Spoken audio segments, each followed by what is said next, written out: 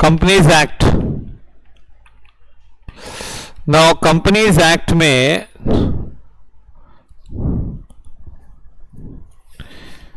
तुम लोग के पास है ना, यू हैव 20 कंसेप्ट टोटल। कितने? 20 कंसेप्ट है। उसमें पहला है meaning and nature of the company,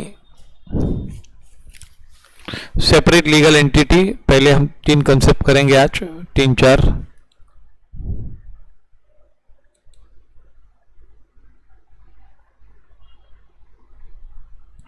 हाँ, रिवीजन नोट्स मैंने अभी पीडीएफ में भेजे हैं।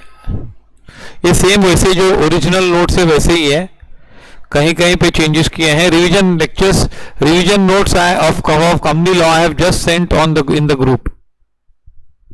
हाँ, उसमें खाली क्वेश्चन आंसर्स है, बराबर। हाँ,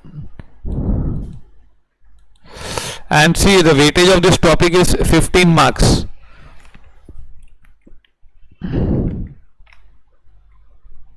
15 मार्क के क्वेश्चन आते हैं। जब पूरे ऑप्शंस के साथ मार्क गिनते हैं तो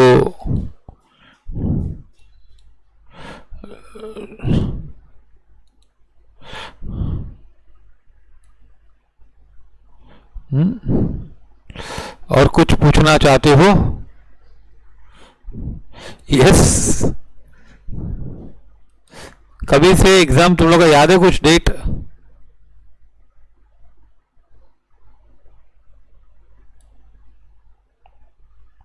सबसे ज्यादा वेटेज कॉन्ट्रैक्ट एक्ट और बड़ा भी है, it is but companies act बता दो क्या है कि सबसे इजी है और ज्यादा वेटेज है, मतलब कंपेयर करें ना। हाँ,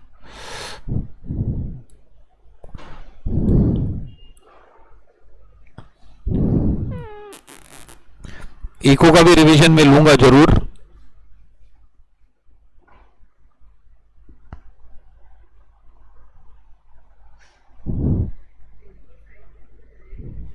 हाँ, डिफिकल्ट तो लगेगा ना। मैंने क्या बोला था Nazia?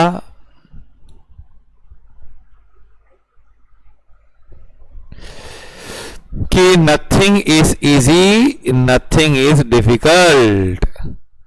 Things are old, things are new. Old things are easy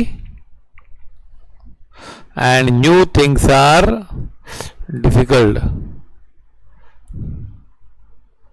हाँ, स्टैट्स का रिवीजन लेक्चर होगा ना, क्यों नहीं होगा? हाँ, 1 मिनट ना, मैं जरा कुछ चेक कर रहा हूं। We are starting within 2 minutes, don't worry. हाँ, all set for revision now.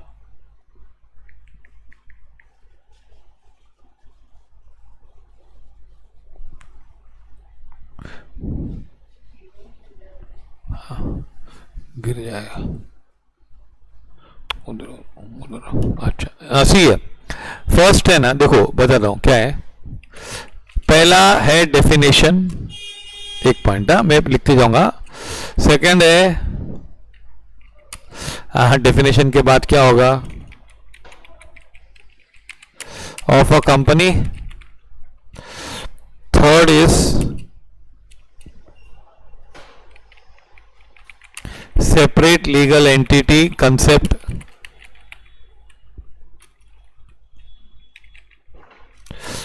One of the feature. Fourth is lifting of corporate wheel. ये पहले पार्ट में 4 पॉइंट होती है।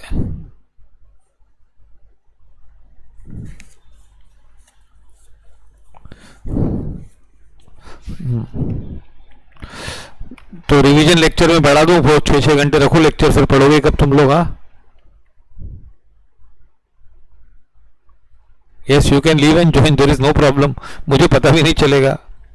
आवाज नहीं आ रही है क्या Rishabh?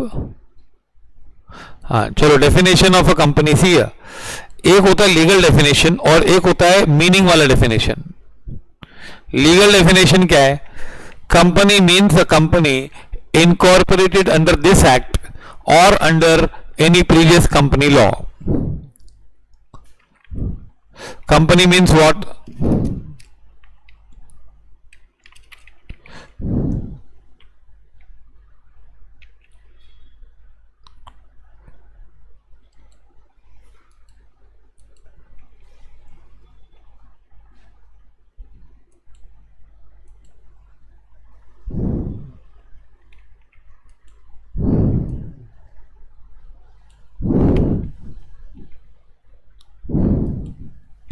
Company means a company, ये डेफिनेशन है, इनकॉर्पोरेटेड अंडर दिस एक्ट और एनी प्रीवियस कंपनी लॉ। तो दिस एक्ट मतलब companies act 2013, previous company law मतलब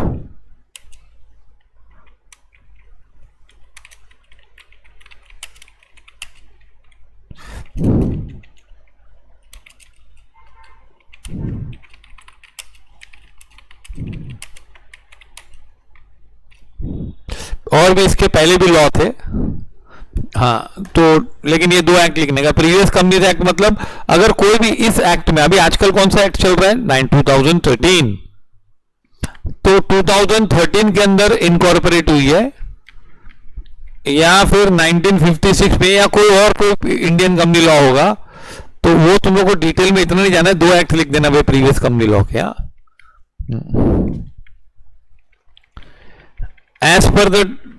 as defined by Justice Marshall, a company is artificial person. This was done in 12th standard OC.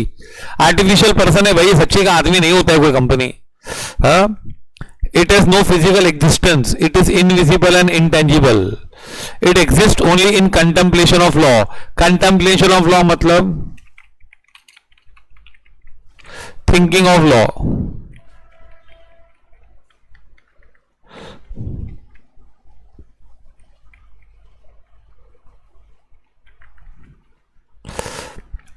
As defined by Justice James, अब है ना एक martial बहुत हो गया। It is artificial person, physical existence नहीं होता है, इनविजिबल एंड इंटेंजिबल, एंड ये उन्होंने पढ़ा है ना, ये कुछ है क्या इसमें कुछ? अभी and it is an association of persons United for a common object. ये बहुत ही जनरल डेफिनेशन दे दिया, कुछ लोग मिलते हैं फॉर अ कॉमन ऑब्जेक्ट, दो कंपनी है। ये एकदम बिजनेस डेफिनेशन नहीं है, ऐसे ही बोला जेम्स ने। ये जस्टिस जेम्स है, जेम्स वर्ट वाला जेम्स नहीं है। नाउ कंपनी के फीचर्स क्या है?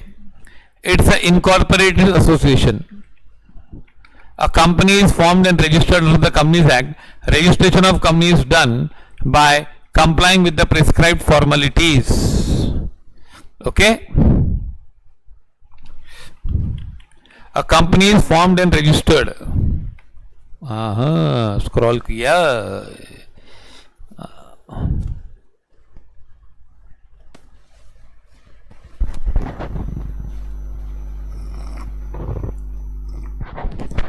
मैं कॉफी पी रहा हूँ, sorry. I can not share with you, I can only share screen. एकदम इजी टॉपिक है, मैं बता रहा हूँ, बहुत मजा आएगी तुम लोग को। पहले ये 4 पॉइंट कम करते थे, है ना? जो इजी वाले पॉइंट बोल देना अगर मैं फास्ट जा रहा तो।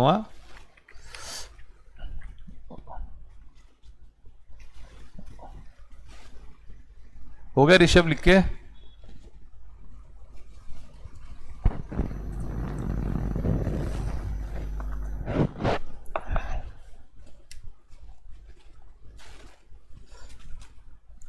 इट इज अ इनकॉर्पोरेटेड, मतलब ऐसे ही नहीं कंपनी बन जाती है। इंडिया में कंपनी रजिस्टर करनी पड़ती है, formed and registered. Only registered मत लिखना। Under the companies act registration of companies is done by complying with the prescribe formalities. Formation करना पड़ता है। अब देखो, पार्टनरशिप फॉर्म होता है ना, is only registered under partnership act. It is not incorporated under Partnership Act. Partnership doesn't get incorporated, it is registered. खाली हो गया तो रजिस्ट्रेशन करा लो। Company is formed and registered, incorporated and registered. ये वर्ड समझ में आ कि वो बनती उसमें एक्ट में बनती है और एक्ट में रजिस्टर होती है, ये खाली रजिस्टर होता है। पार्टनरशिप होता है ना, इट इज ओनली रजिस्टर्ड। अगर डिस्टिंक्शन आए ना, ये पॉइंट लिखा तो समझ जाएगा एग्जामिनर, कि समझ जाएगा कि तुम लोग रिलायबल क्लास से हो। अच्छा,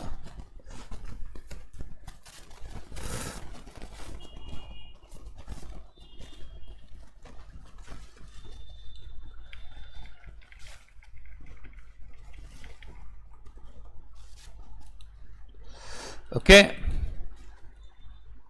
artificial person.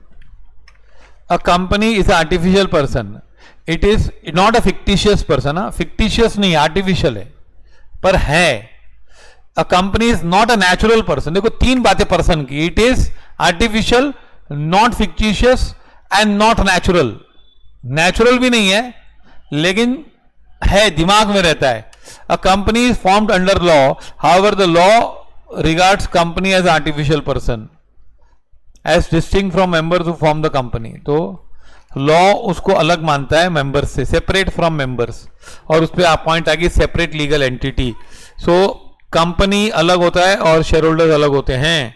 A company is legal person in the eyes of the law, distinct from its members. ये सब पॉइंट्स उन्होंने उसी में भी किए हैं। A company is a separate person having own rights and obligations. Reference cases कौन से हैं? Solomon versus Solomon and Lee versus Lee air farming limited. ये दो इंपॉर्टेंट केसेस हैं।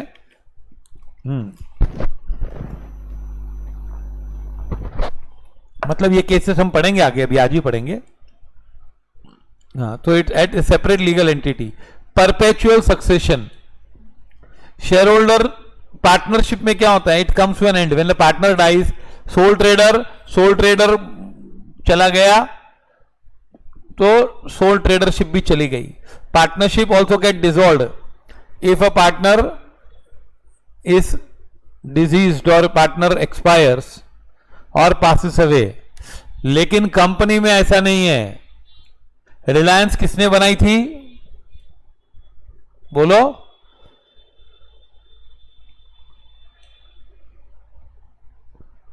अरे तुम लोग को नहीं मालूम है? रिलायंस, हाँ, धीरूभाई अंबानी। इधर खाली बी होता तो अंबानी हो जाता। सोच, आज मैं तुम लोग को पढ़ाने अच्छा, थोड़े के लिए फर्क हो गया, ध्यान दो, कोई बात नहीं। हाँ, लेकिन धीरूभाई अंबानी जी हैं अभी? नॉट देयर, लेकिन कंपनी चल रही है। Perpetual succession, professor Grover rightly said, members में कम and members may go but the company can go on forever, है ना? Death, insolvency, insanity of any member does not affect the continuity of a company. Thus the life of a company does not depend upon the life of the members. आया समझ में?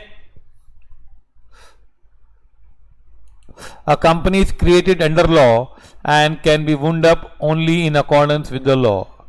हाँ, एक ग्रोवर का company law का book आता था, उसमें उसने लिखा था बहुत अच्छा सेंटेंस, वक्त मिले तो लिख देना। एक कंपनी थी जिसके 7 मेंबर्स थे, वो मीटिंग चल रही थी, वर्ल्ड वॉर 2 में बम गिरा, बम, और पूरे 7 के 7 लोग मर गए, हाइड्रोजन बम मतलब।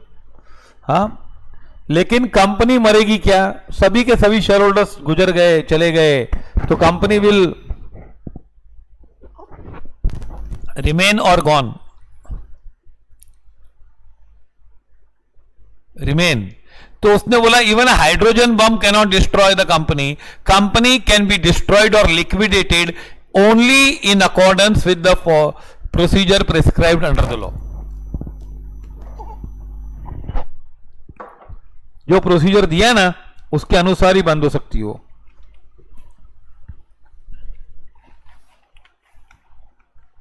तो ये मालूम पड़ा है point. Artificial person, incorporated, perpetual succession, हाँ,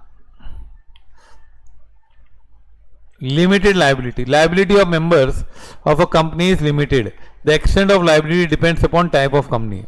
तो लाइबिलिटी लिमिटेड होती है, of course there are unlimited companies also. It depends upon nature of the company, extent of liability of members, and see, a company limited by shares, liability is limited to amount paid up, amount unpaid on shares held by them. Company limited by guarantee, amount guaranteed by the member, जितना guarantee दिया वो. Yes.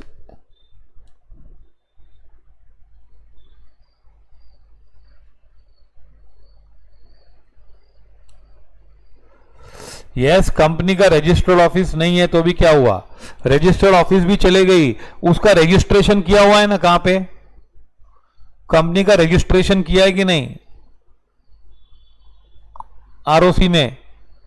तो ROC में तो company जिंदा है, company कहां मरी है, ऑफिस चला गया, शेयर होल्डर्स मर गए, कंपनी अभी भी जिंदा है, टाइगर जिंदा है, कंपनी जिंदा है. समझा? यस.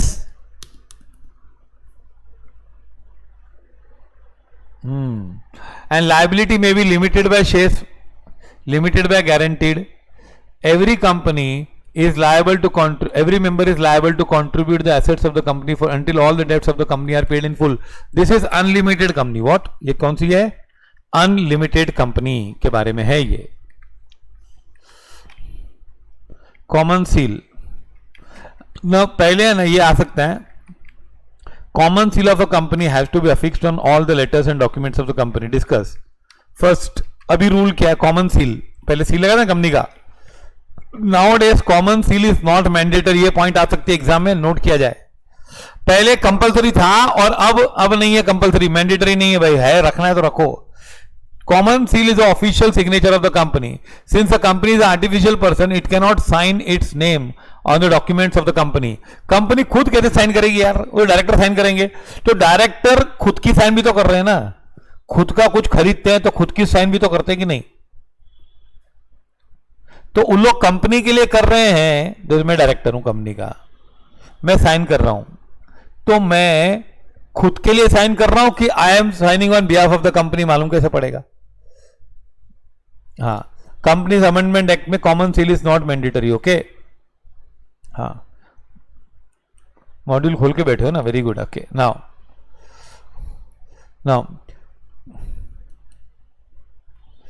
अभी कॉमन सील क्या होता है, अभी मैंडेटरी नहीं है. हाँ, since the company is artificial person, it cannot sign its name and documents. A company is required to have a common seal with a name engraved. Company is not required, may have लिखो, may be, may have, is required to cancel करो. हाँ, और इसको may be कर देना चाहिए.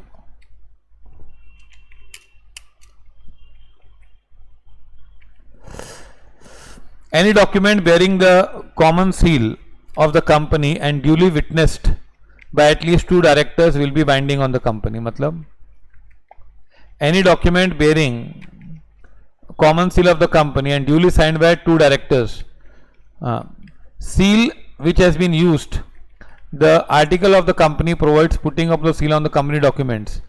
लेकिन अभी कंपलसरी नहीं है, इट इज नॉट कंपलसरी. तो तुम लोग खाली इतना ही लिखो कि बस कॉमन सील कंपलसरी नहीं है, लेकिन it is like official signature of the company.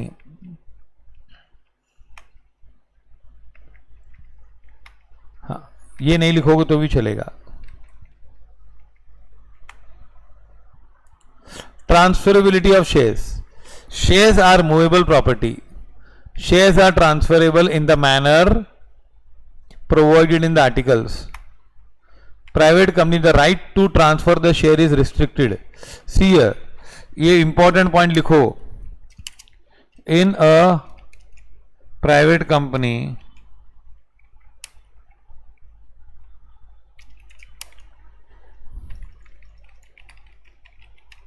transfer of shares is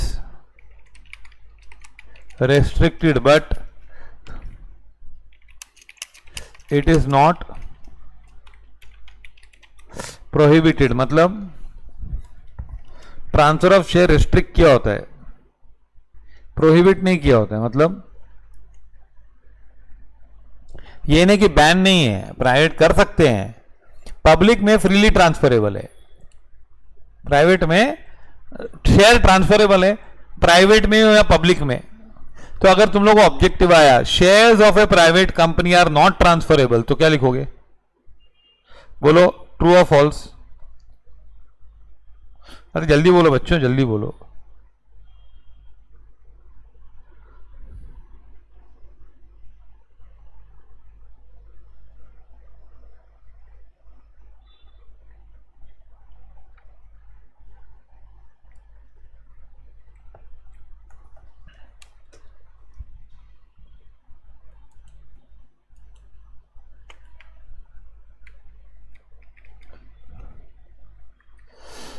not transferable false है ना भाई।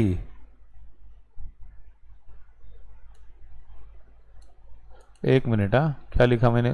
टाइपिंग गलत कर दिया क्या?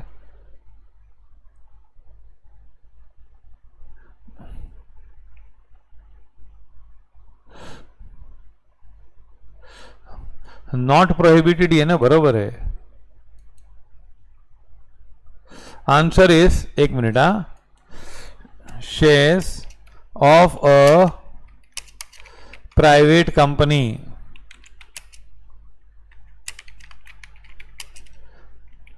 are not transferable. The answer is false. There are restrictions or conditions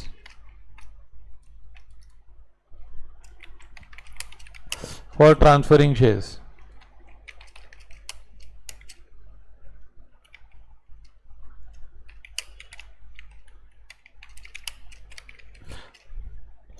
okay, समझा? रेस्ट्रिक्शन है ना उस पर, तो फॉल्स है ना, ये लिख दो।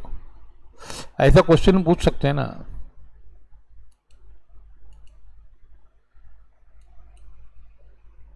रेस्ट्रिक्शंस क्या होते हैं? रेस्ट्रिक्शंस तुम लोग को है नहीं सिलेबस में, फिर भी बता ही देता हूं, क्योंकि तुम लोग आईपीसीसी में बताना पड़ेगा। इसमें क्या है, देखो क्या है, कभी कभी ऐसा होता है कि वो बेचेगा ना, तो वो अपने मेंबर को ही बेच सकता है।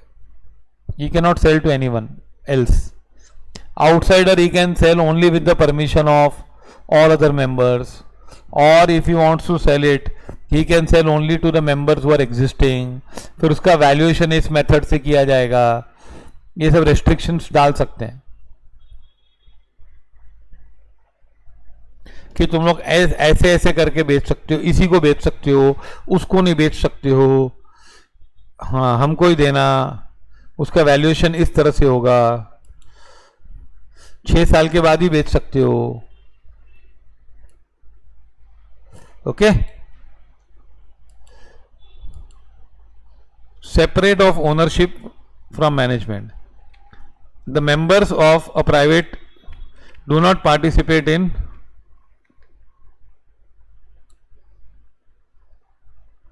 invitation to offer। नहीं दे सकते ना,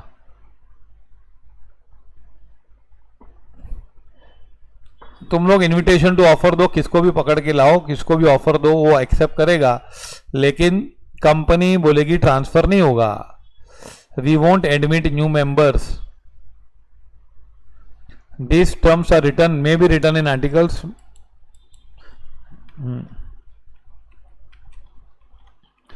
तुम लोगों को खाली है कि रेस्ट्रिक्शंस होते हैं।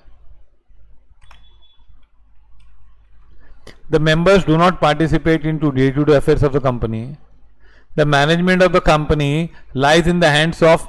तो रोज का जो डे टू डे ऑपरेशंस होते हैं, रोज का धंधा करना, माल खरीदना, माल बेचना, फैक्ट्री बनाना, स्टाफ अपॉइंट करना, लोन लेना, बैंक में चेक जमा करना, ये सब जो रोज के रोज काम होते हैं ना, हाँ day to day affairs participate, वो मेंबर्स नहीं देखते हैं। कौन देखता है? The management of the company lies in the hands of elected representative of the members, commonly called board of directors और simply board. The directors are appointed as well as removed by the members. Thus the act has ensured that ultimate control। members को अगर है कुछ तो वो लोग board of directors को हटा सकते हैं, लेकिन खुद मैनेज नहीं कर सकते हैं। Affairs are managed by whom? Board of directors. Separate property, a company can own and enjoy property in its own name, है ना, सेपरेट प्रॉपर्टी खुद की होती है. मेंबर्स आर नॉट ओनर्स और को ओनर्स ऑफ. कंपनी की प्रॉपर्टी अलग होती है और मेंबर्स की अलग होती है. Property of the company is the property of the company, not the property of shareholders. Members are not owners or co-owners of company's property. Members have no insurable interest in the property of the company. हाँ, उनका क्या है, तुम्हारा क्या है उसमें, तुम्हारा थोड़ी है. इंश्योरेबल इंटरेस्ट समझा है सबको.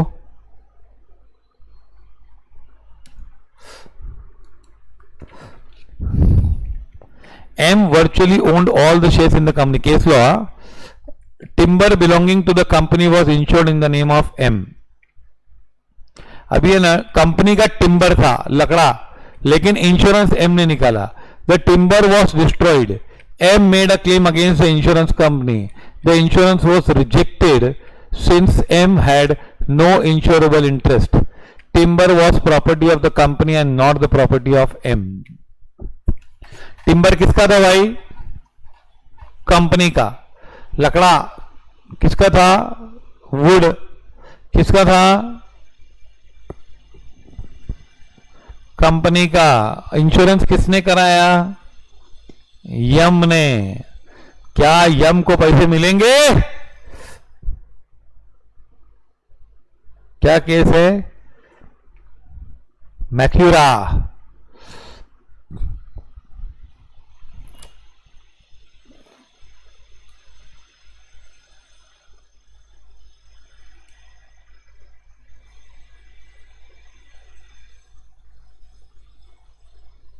इंश्योरेंस कंपनी ने नहीं बताया. You should be aware no. Insurance company premium ले रही है, बताया ना बाद में, जब क्लेम के टाइम बता दिया ना उसको. क्या कभी तो बताया ना. तुमको तो पहले से मालूम होना चाहिए था. तुम्हारा तो दोनों था, इंश्योरेंस भी पैसे जा रहे थे. जब कंपनी ने लास्ट में कंपनी ने बताया ना, इंश्योरेंस कंपनी ने बताया तो सही, कहीं नहीं बताया, देर से बताया.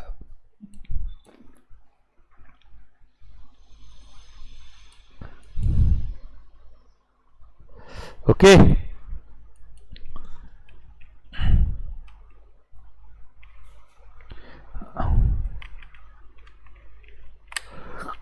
Follow this. A company can sue others and be sued in. Company can file a case and company पर भी केस कोई कर सकता है. ये 2 पॉइंट फॉलो हो गए तुम लोग को. Meaning and characteristics of the company.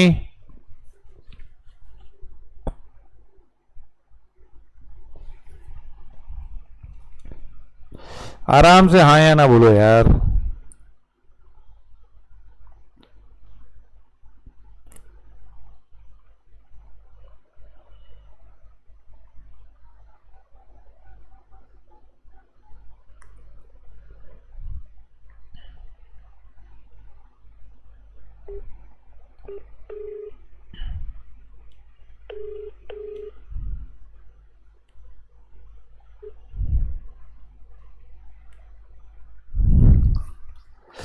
Any doubt? Rishabh.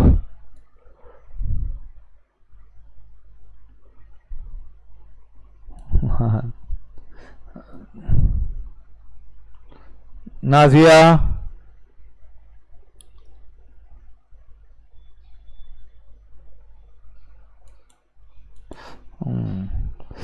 Now अभी देखो, मैंने बोला 4 चीजें करेंगे. क्या?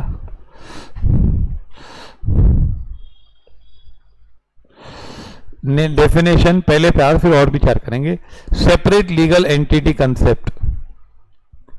ना इस पे क्वेश्चन आ सकता है, सेपरेट लीगल एंटिटी क्या होता है. और फिर लिफ्टिंग ऑफ कॉर्पोरेट व्हील. देखो, कंपनी होती है ना, उसको कंट्रोल कौन करता है? डायरेक्टर्स. अभी इसमें पॉइंट क्या है? Once a company is incorporated, it is recognised as a artificial person in the eyes of law. ना डायरेक्टर्स कंट्रोल करते हैं, लेकिन हम लोग बोलते डायरेक्टर्स ने क्या कि कंपनी ने किया. तो उस डायरेक्टर ने बहुत मेहनत करके सेल्स कर दिया 100 करोड़ से 200 करोड़, तो हम क्या बोलेंगे? डायरेक्टर का सेल्स 200 करोड़ हो गया कि कंपनी का? कंपनी का है ना, सब कंपनी का है. So once it is recognized as artificial, shareholders of the company and the company are not one and the same, but are different person in the eyes of law. Shareholders, और ये सबसे की sentence है, shareholders of the company and the company are not the same in the eyes of, कानून के नजरों में दोनों अलग है, कंपनी अलग है, शेयर होल्डर्स अलग है. शेयर होल्डर्स कंट्रोल कर रहे हैं कंपनी को, लेकिन बोलते हैं दो पार्ट से, कंपनी अलग है. Liability of the company is different from the liability of members. Property of the company is different from the property of the shareholders. Death of the shareholder does not dissolve the company. समझ में आया पांचों point? अरे company अलग, share holder अलग, company की property अलग, share holder की प्रॉपर्टी अलग, कंपनी की लायबिलिटी अलग, शेयर होल्डर की लायबिलिटी अलग.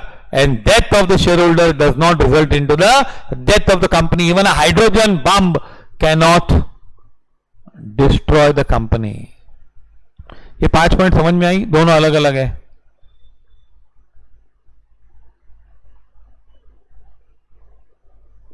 समझे? 5 महावाक्य.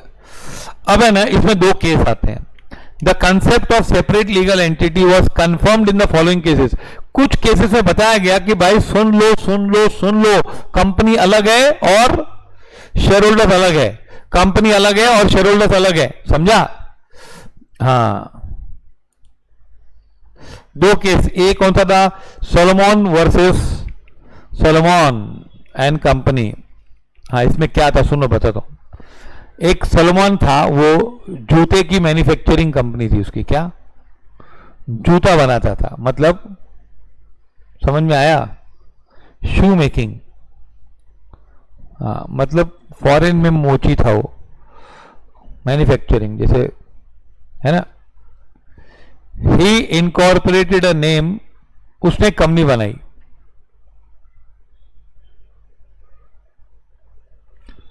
अब सुनो, मैं बता रहा हूं क्या होता है, पहले अच्छी तरह सुनो. तुम लोग ऐड करोगे, तुम लोग को नहीं मालूम पड़ेगा अकाउंट्स का. थोड़ा सुनो. तुम लोग है ना एक बिजनेस चला रहे हो मस्त.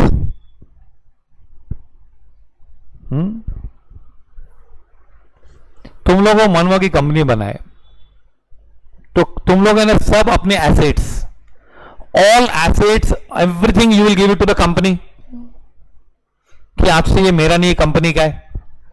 अब कंपनी तुम लोगों को कुछ देगी कि नहीं, कि फोकट में लेगी? तुम लोग ने सब एसेट्स ट्रांसफर कर दिए कंपनी को 39,000 पाउंड्स में, और कंपनी ने 39,000 पाउंड दिए. कैसे?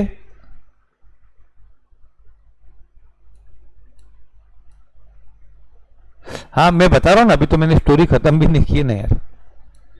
हाँ, मैं पढ़ रहा हूं, पूरा पूरा पढ़ तो लूं. हाँ, पूरा पढ़ लूं ना, फिर बताऊंगा ना.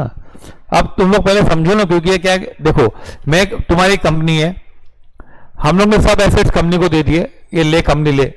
अब कंपनी हमको देगी, कितना दे रही है? 39,000 पाउंड. कैसे दे रही है? कैश दे रही है मुझे. कितना? 9,000. शेयर्स दे रही है, शेयर्स. पैसे में शेयर्स मिलते हैं ना, तो पैसे नहीं दिए, पैसे नहीं लिए मुझसे. 20,000 के शेयर्स दिए और 10,000 के डिवेंचर्स दिए कंपनी ने. तो company paid me 3 thing. What? Cash, shares and debentures. So I become what? I become shareholder of the company. I become debenture holder of the company. So I am having cash 9,000 which company gave me. वो तो मेरा cash है, लेकिन मेरे पास company के अभी shares हो गए. So I become, Solomon becomes a shareholder of Solomon Limited and he also becomes a creditor of the company. आया समझ में पोजीशन?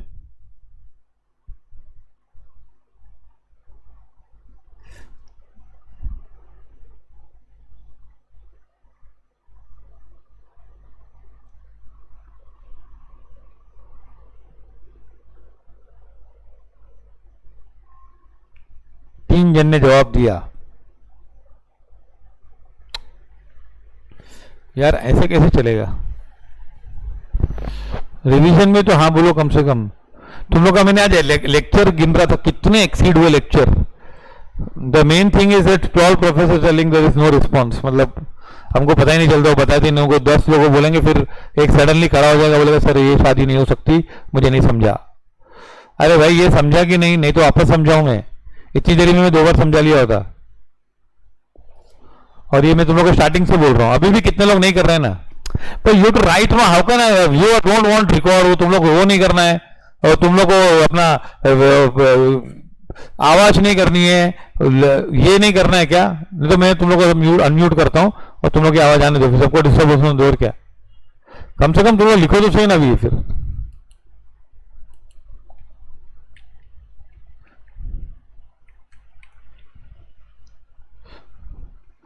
अभी सोलोमन क्या बन गया? डिबेंचर होल्डर, हाँ क्रेडिटर भी है। हाँ, the 6 members of the family of Solomon who are issued 1 share each. अभी कंपनी के 7 आदमी कंप्लीट करने थे ना, तो सोलोमन को दे दिए 20,000 के शेयर, हाँ, और सबको एक एक शेयर बाकी लोगों को दे दिया। Solomon was the managing director of Solomon limited. अभी ये कंपनी हो गया and it is commonly called one man company. हाँ, now in the course of the business the company borrowed from the creditors और 7,000 और उधार लिया। अब कंपनी की उधार कितनी हो गई? 7,000 बाहर वालों को देने का है और 10,000 सोलोमन को देने का है। 2 टाइप के क्रेडिटर्स है ना। Yes tell, go ahead, query क्या है बताओ। 1 मेंबर नहीं होता है, मेंबर ज्यादा होता है, अभी होता है, पहले नहीं था ना। अभी 2013 के बाद है 1 पर्सन कंपनी। हाँ, पहले नहीं था, ये तो बहुत जूना केस है, सदियों पुराना।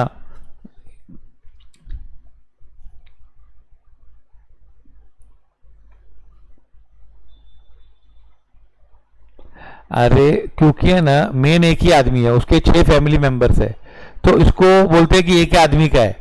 भले 7 आदमी है बोलने के लिए, लेकिन क्या है, ये सब अपने घर वाले लोग, ये सब एक ही है लोग। That is why it is called 1 person. और सब शेयर्स सोलोमन के पास ही है और बाकी उसके घर वाले हैं। तो हाँ, खाली पूरा करने के लिए, 7 मेंबर कंप्लीट करने के लिए। क्या ओपीसी नहीं था तब यार, ये जब केस बना तब ओपीसी नहीं था। नहीं, ओपीसी में ज्यादा सब्सक्राइबर नहीं हो सकते। अभी ओपीसी करेंगे तभी ओपीसी का पूछना नहीं यार, अभी कहां ओपीसी का लाया बीच में।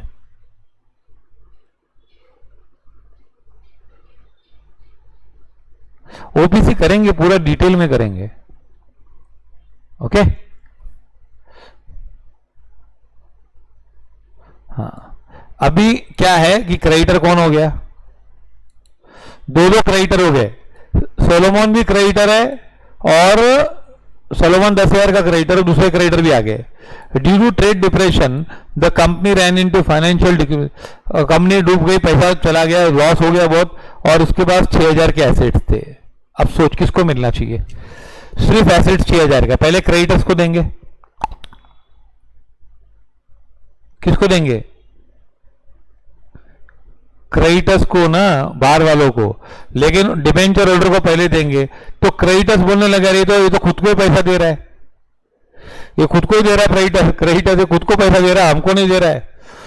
Since Solomon was a secured creditors he made a claim for the amount. उसने बोला मुझे पैसे दो, मेरे 10,000 बाकी है, मैं डिबेंचर होल्डर हूं। अरे तू तो कंपनी चलाता था।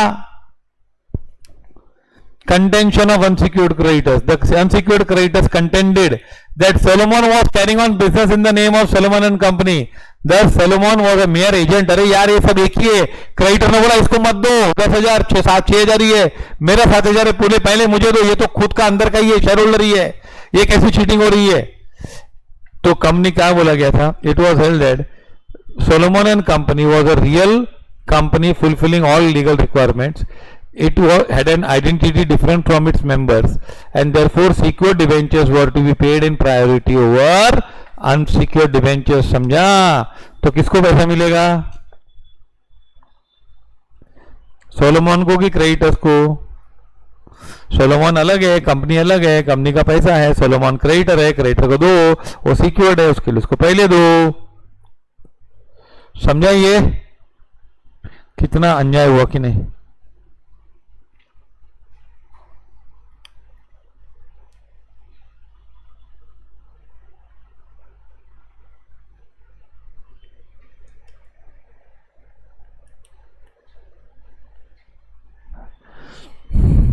आया समझ में सोलोमन का स्टोरी?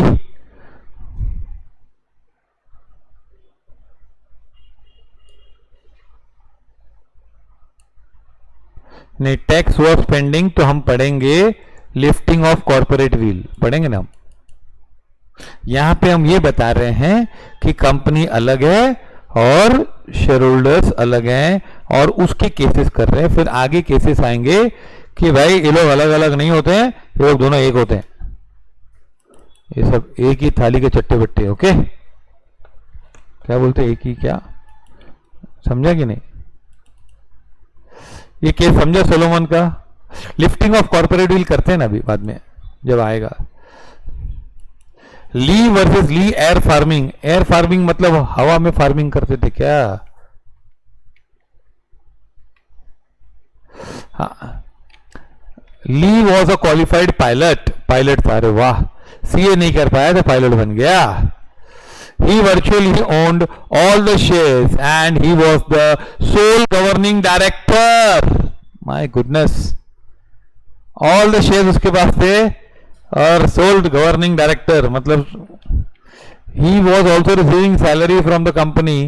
और तो है ना वो ना पायलट भी था और कंपनी बनाई उसने, पायलट की कंपनी, एयरक्राफ्ट की, एयर ट्रांसपोर्ट की कंपनी बनाई और उसमें पायलट खुद जॉब भी ले लिया। तो डायरेक्टर भी होता, शेयर होल्डर भी होता और एम्प्लॉय भी होता। He was killed in an air accident well working for the company. गुजर गया बेचारा, so sad. It was held that Lee's widow was entitled to compensation, मतलब उसको पैसा मिलेगा, है ना। अच्छा बताओ, ये ली गुजर गया तो क्या कंपनी बंद हो गई? बताओ बताओ जल्दी बताओ। कंपनी नहीं गुजरी, कंपनी चल रही, परपेचुअल सक्सेशन है कि नहीं?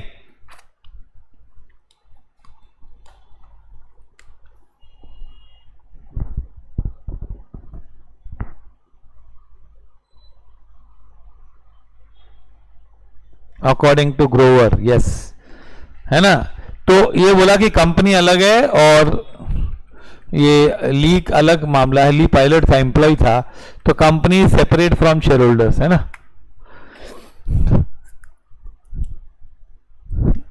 थर्ड केस है Bacha F Guzdar versus commissioner of income tax. इसमें हम क्या कर रहे हैं? हम ये बता रहे हैं कि कंपनी अलग है और शेयर होल्डर अलग है। तो पहले बता, सोलोमन अलग है और वो क्रेडिटर अलग है भाई, और वो शेयर होल्डर भी अलग है। वो हाँ, कंपनी का पैसा है, क्रेडिटर को दो, क्रेडिटर सोलोमन है तो क्या हुआ? कंपनी खुद को थोड़ी दे रही है, क्रेडिटर को दे रही है। हाँ, दूसरा ली वर्सेस ली एयर फार्मिंग। हाँ, अभी ये क्या था, बच्चा एफ गुजदार, इसमें क्या था, एक कंपनी थी वो खेती करती थी, company was carrying on agriculture business, the income of the from the agriculture business is exempt. Company agriculture business कर रही थी, उसका टैक्स एग्जम्प्ट था। The share holder contented dividend, share holder क्या बोल रहा है कि मेरे को वो कंपनी से डिविडेंड मिला ना, वो भी एग्रीकल्चर है, क्योंकि कंपनी एग्रीकल्चर कर रही है ना। Company is doing agriculture and company is earning, and after earning company is giving money to share holder. तो शेयर होल्डर को जो पैसा मिला वो एग्रीकल्चर है कि नॉन एग्रीकल्चर है? बोलो,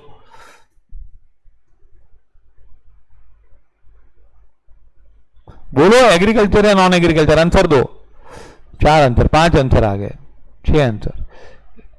मैं बोल रहा हूं एग्रीकल्चर की नॉन एग्रीकल्चर, वो दोनों में से एक ही आंसर दो। एक में लिखा इनकम, अरे खाली इनकम कैसे?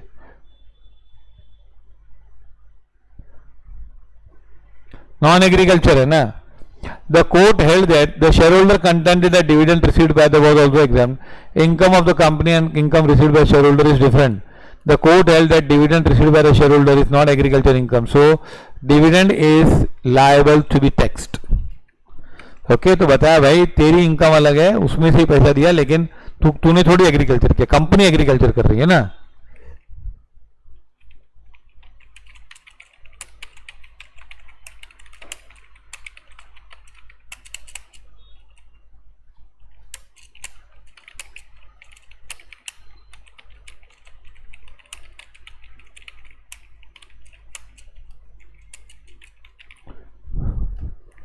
समझा? अलग है भाई, वो एग्रीकल्चर कर रहा है, तू थोड़ी कर रहा है।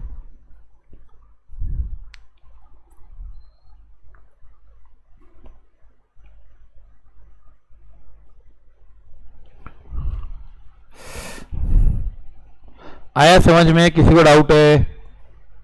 थर्ड कंसेप्ट खत्म हो गया बच्चों।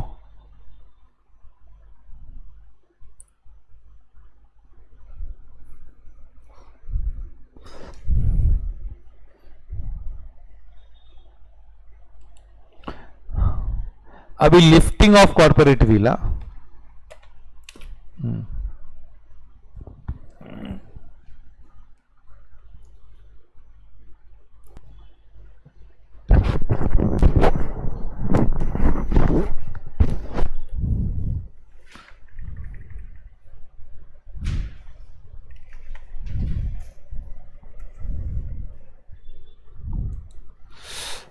ये समझा भाई? कंपनी अलग और शेयर होल्डर अलग, तीन केसेस बताओगे? कौन से बताओ फटाफट। Salomon and company limited. Salman मत लिखना।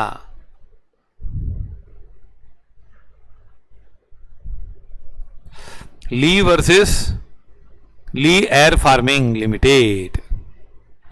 तीसरा Bacha F Guzdar versus commissioner of income tax. समझा ये केस?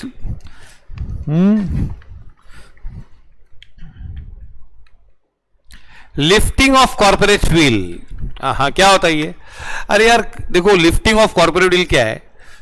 कंपनी से कुछ भी कराओगे, कंपनी ने किया है, बोल दिया ना company. Solomon versus Solomon, Lee versus Lee air farming, फिर बच्चा एफ गुजदार, ये सब बोल दिया, खत्म। We have told this enough.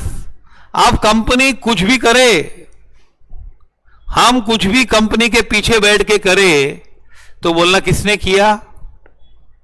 Company ने किया। कंपनी से जाके वसूल करो। मेरे को क्या बोलते हो? मैं थोड़ी कंपनी हूं, पढ़ा नहीं सेपरेट लीगल एंटिटी। तो ये सब हम कर सकते हैं ना। अभी मैं मतलब लिफ्टिंग ऑफ कॉर्पोरेट व्हील क्या होता है, एक मिनट थोड़ा एग्जांपल दूंगा, शायद तुम लोग को समझ में आ जाए। सुनो, देखो कंपनी होती है ना, उसको अंडर कंट्रोल करने वाला कौन होता है? डायरेक्टर्स। अब डायरेक्टर्स कुछ मस्ती करेंगे तो हम क्या बोलेंगे? कंपनी ने मस्ती की। कुछ फ्रॉड किया डायरेक्टर्स ने, तो हम क्या बोलेंगे? कंपनी ने फ्रॉड किया। फिर डायरेक्टर्स को पकड़ेंगे। बताओ किसको पकड़ना चाहिए? बताओ। हाँ, अच्छा तुम लोग ने कभी देखा है कि ऐसे कुछ फंक्शंस होते हैं ना, या कुछ बड़ी बड़ी शादियां होती है, या बड़े बड़े फंक्शंस होते हैं, या फिर किधर हम जाते हैं कोई अम्यूजमेंट पार्क में, तो उसमें ना ऐसे मिकी माउस होता है बड़ा, उसके अंदर एक आदमी होता है, बैठा होता है ना, आदमी चलते रहता है मिकी माउस बन के, वो पूरा कवर डालते हैं मिकी माउस का, प्लास्टिक का, और ऐसा लगता है कि मिकी माउस है। ऐसा मालूम, देखा है तुम लोग ने कि नहीं? ऐसा कोई गानों में भी आता है कि एक आदमी अंदर अंदर आदमी होता है और वो ऐसा ऐसा घूमते रहता है, वाह वाह, बहुत ऐसा जानवर का होता है कुछ, कभी भालू बनता है, ऐसा कुछ होता है कि नहीं? हाँ, तो हम उसको समझो एक आदमी मिकी माउस बन के आया है, पर अंदर आदमी है, तो हम क्या बोलते हैं उसको? हम तो उसको मिकी माउस ही मानते हैं। यस और नो? पर अंदर कंट्रोल एक पर्सन कर रहा होता है। It is controlled by a person. But बाहर तो क्या होता है? बाहर आउटसाइड क्या होता है? अरे मिकी माउस ने ऐसा किया, मिकी माउस ने किया, लेकिन अंदर तो कोई आदमी है ना, डायरेक्टर है अंदर बैठा हुआ, जो हिल रहा है, उधर जा रहा है, उधर लेके जा रहा है, डायरेक्शन में जा रहा है। अच्छा, अब समझो उस मिकी माउस ने कुछ गलती की,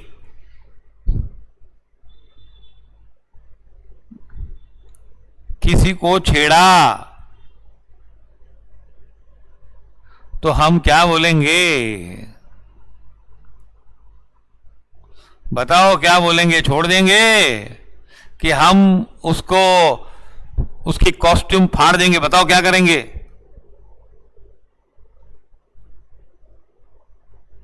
क्या करेंगे बोलो, बताओ। ब्लेम पर्सन, मतलब उस टाइम पे तुम लोग वो पर्दा हटा दोगे कि नहीं? That is called exactly lifting of corporate wheel. क्या है? उसका जो पर्दा है ना वो हटा देंगे ना कि चल फुट, तू तो अंदर आदमी बैठा है, अंदर तूने बदमाशी की है। यस, तो दैट इज वाई यहां पे हम लोग सेपरेट एंटिटी का कंसेप्ट मानेंगे कि नहीं मानेंगे? We will stand by the separate entity concept और we'll give up?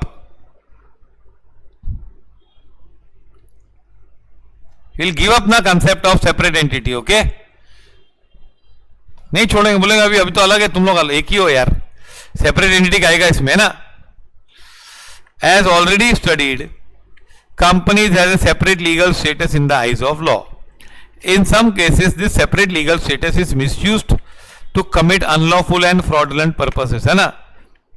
All said and done, the company is controlled by directors and shareholders. कुछ भी बोलो, कंपनी कंट्रोल कौन करता है? शेयरहोल्डर्स करते हैं।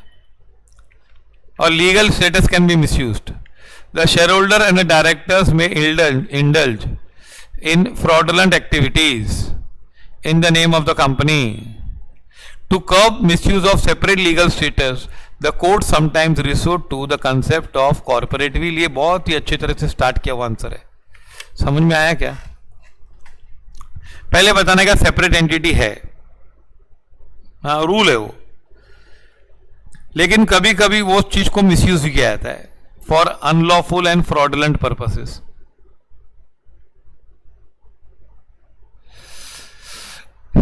All said and done, company is controlled by shareholders and directors.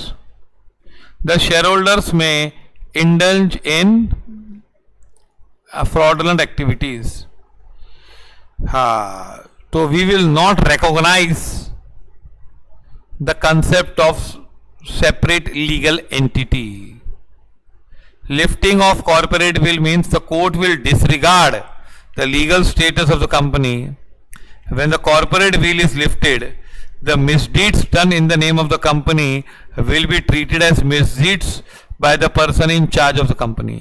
Yes, ये महान वाक्य सुना।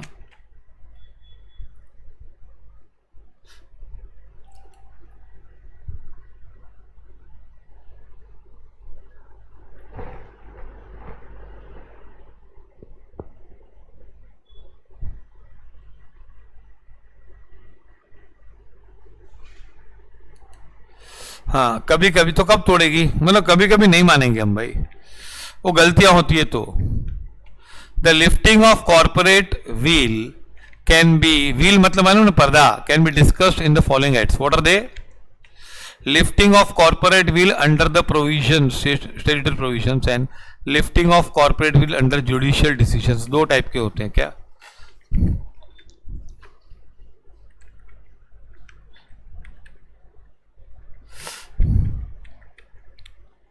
Lifting of corporate veil under statutory provisions. अभी कितनी बार कंपनी एक्ट से ऐसा बोलते हैं कि directors will be personally liable, है ना? कितने सारे ऐसे बोलते हैं कि each director, company will be liable and director will be also liable. तो मतलब क्या है? वेरियस सेक्शंस में क्या बोला जाता है कि मतलब ये देखो, इसका मतलब क्या? पहला अंडर स्टैट्यूटरी प्रोविजन मतलब लॉ लिफ्ट्स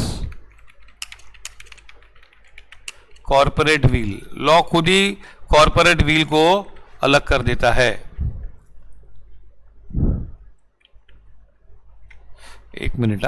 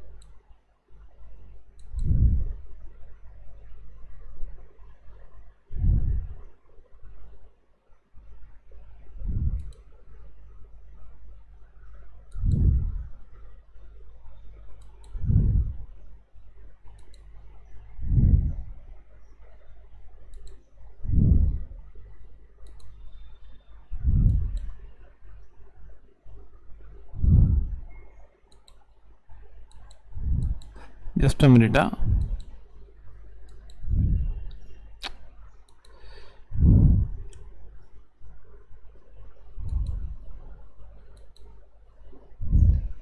ओके.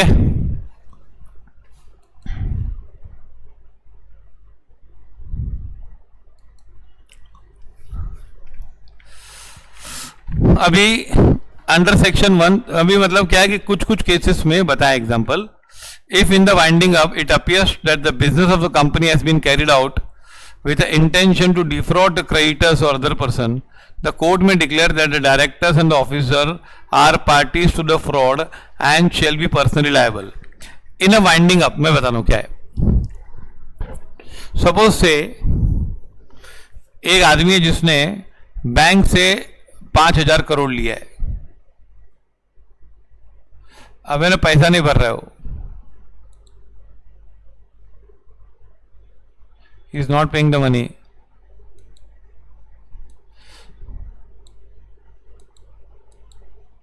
पैसा नहीं भर रहे हो. अब उसने क्या किया, डायरेक्टर्स लोगों ने, स्क्रीन इज नॉट विजिबल,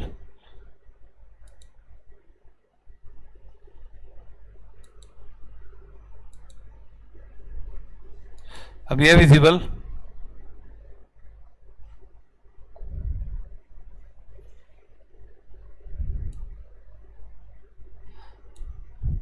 अब यह विजिबल.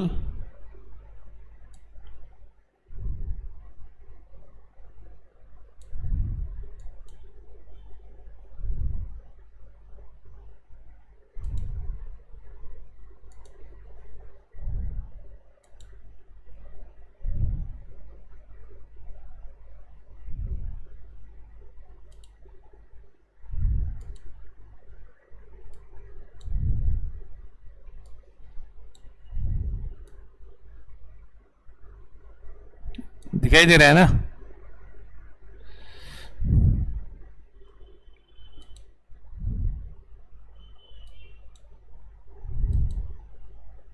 अब यह विजिबल,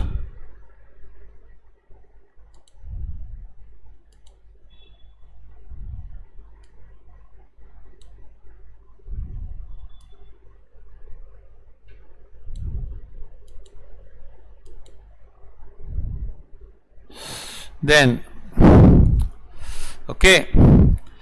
नाउ वाइंडिंग अप में सपोज एक कंपनी ने 5,000 करोड़ लिया है. किससे? बैंक से. अब पैसे हैं इनके पास, वाइंडिंग अप शुरू हो गया. अब वाइंडिंग अप में पहले किसको क्रेडिटर्स किसको देंगे? Definitely creditors will get the money first. Will get the money first creditors. ना ये लोग ने क्या किया, डायरेक्टर लोग ने ये सब पैसा दूसरे को बांट दिया, अपने फ्रेंड्स को, इसको करके इस तरह से कर दिया. लॉस बता दिया, महंगा माल खरीदा, सस्ते में बेच दिया, पैसे पार्सल करके सब पैसे खत्म कर दिए और बोला अभी मेरे पास नहीं है, जाओ.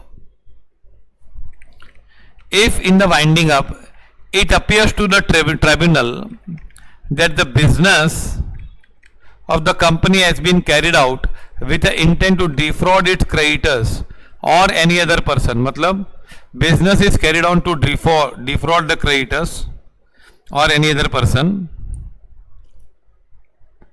the court may declare that the directors or officers who are parties to the fraud shall be personally liable. The court can tell that the directors are personally liable for the liabilities of the company. मतलब तुम लोग और company और तुम लोग सब same ही हो, कोई अलग अलग नहीं हो. क्रेडिटर को पैसा तुम लोग ने नहीं दिया, चीटिंग करके नहीं दिया. तुम लोग ने बिजनेस ऐसा किया with intent to defraud its creditors और एनी अदर पर्सन. चीटिंग के उद्देश्य से बिजनेस किया, जानबूझ के महंगा खरीदा. Tribunal is lower court. जो सबसे स्मॉल कोर्ट होती है उसको ट्रिब्यूनल बोलते हैं.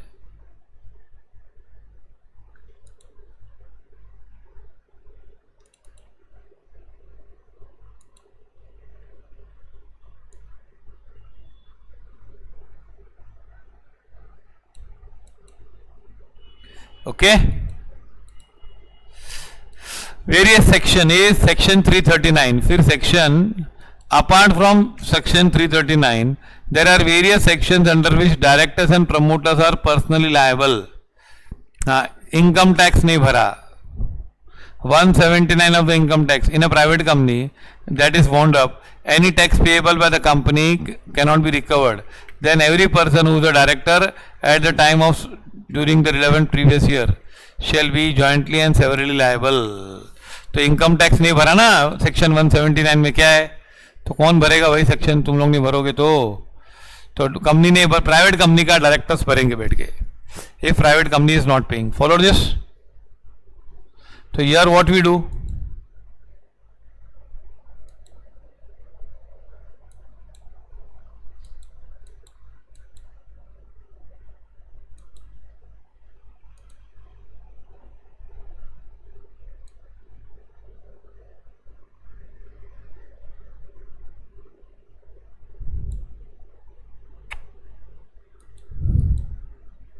directors will be personally liable.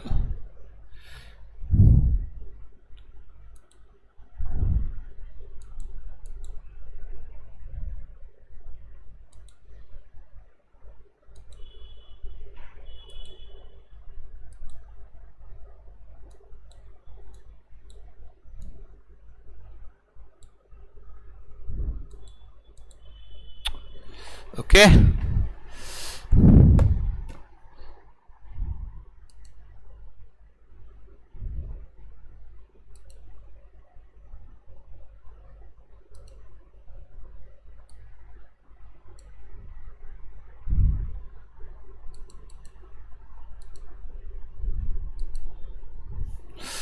Now ये समझा स्टोरी. तो दो केसेस हो गए, 339 and section 179 of the income tax. 339 किसका, ये एग्जांपल, ऐसे बहुत सारे केसेस हैं. Ultra vires. Now if the company is acting beyond the powers, जैसे company can borrow up to 10 crore. How much? 10 crore तक उधार ले सकते हैं. ये लोग ने 15 करोड़ बोरो किया, तो ये अल्ट्रा वायरस हुआ कि नहीं? Ultra vires, the director of the company will be personally liable for ultra vires act done beyond the power. Ultra vires means beyond the power. Ultra virus means those acts of the company which are beyond the powers of the company as stated in the memorandum. So for ultra virus act, directors will be personally liable. तो ये पूरे act में है भैया.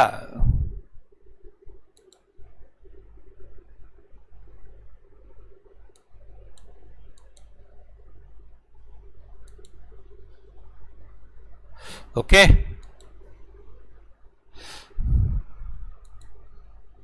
आया समझ में?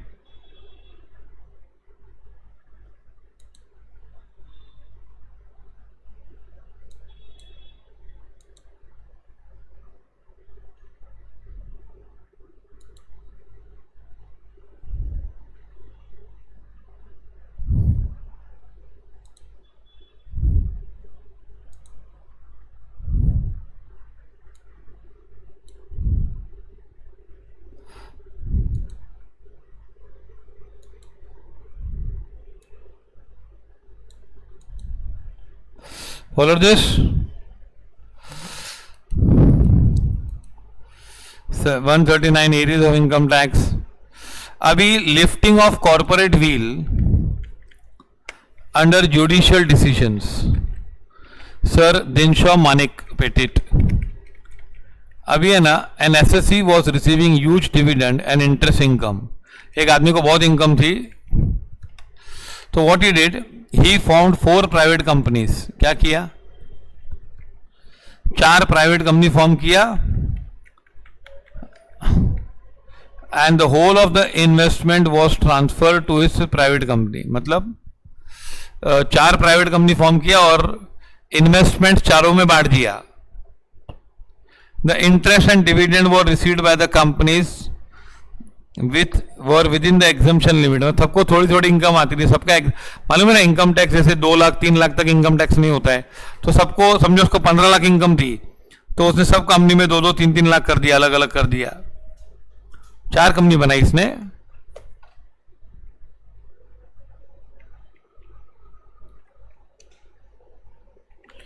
The company did not have any business and asset except this investment, company के पास कुछ भी नहीं था, खाली इन्वेस्टमेंट से।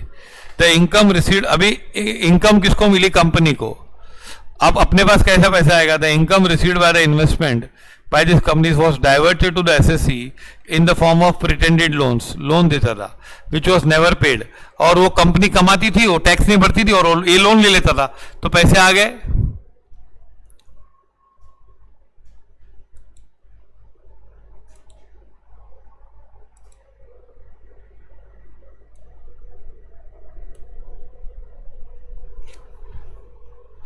इधर डायरेक्ट सवाल है, इधर कंपनी ऑथोराइज क्या है? The memorandum authorises borrow 10 crores and the company borrows 15 crores। How much is the liability of the company? 10 crore is the liability of the company and 5 crore is the liability of directors.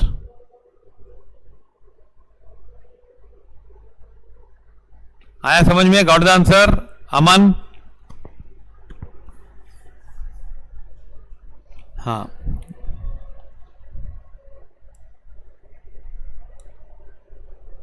अब यहां पे क्या किया? तो income tax वाला, the court held at the only purpose.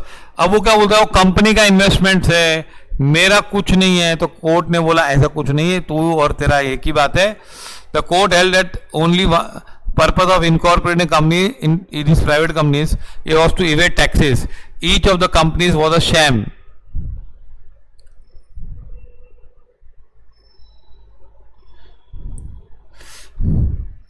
Therefore, income earned by all the private companies were treated as income of the SSE। ये income of the SSE माना जाएगा। तुम लोग सब एक ही हो।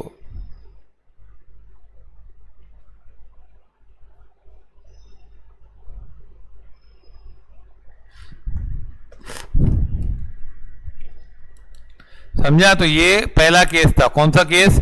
Dinshaw Maneckji Petit, Clifford motor company versus Horne. अरे motor और हॉर्न दोनों आ गए, वाह। अब ये क्या था? An employee enter into a contract with the employer that he will not solicit customer of the employer after leaving the employment. मतलब क्या? एक आदमी ने, नौकर था, ही प्रॉमिस्ड टू द मालिक कि मैं आपके वहां से जॉब छोड़ के जाऊंगा तो आपके कस्टमर को कभी हाथ नहीं लगाऊंगा, कभी कांटेक्ट नहीं करूंगा, मैंने आपका नमक खाया है, मैं नमक हलाल बनूंगा, नमक हराम नहीं बनूंगा। Okay. After receiving the employment, leaving the employment, the employee incorporated company, he and his wife and one other person were the only members. अच्छा, उसने जॉब छोड़ दी और एक कंपनी बना दी। The company started soliciting the customer of the employer. अरे misdeed है कि नहीं? बताओ, ये गलत बात है कि नहीं? हाँ, कंपनी स्टार्टेड, कंपनी ने सॉलिसिट किया और वो क्या बोलने लगा? अरे मैं कहां कर रहा हूं, मैंने, कंपनी कर रही है, मैं तो अलग हूं, separate legal entity.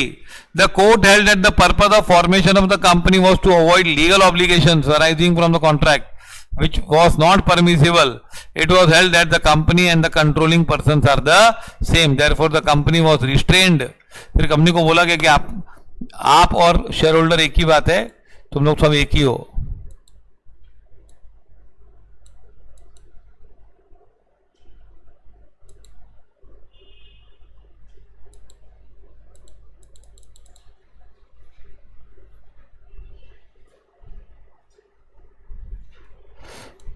Follow this.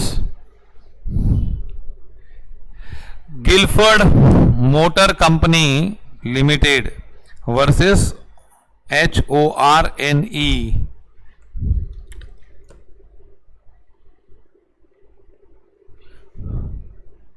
Third case, a lifting of corporate will, determining the character of the company. A company was regarded as having anime character under circumstances.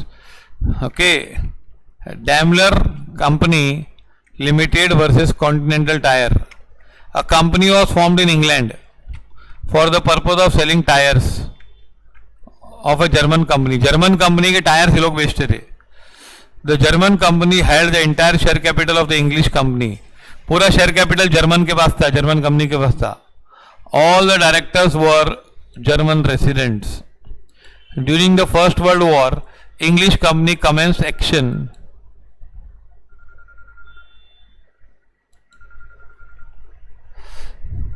One minute, 1 minute. Very urgent call from the.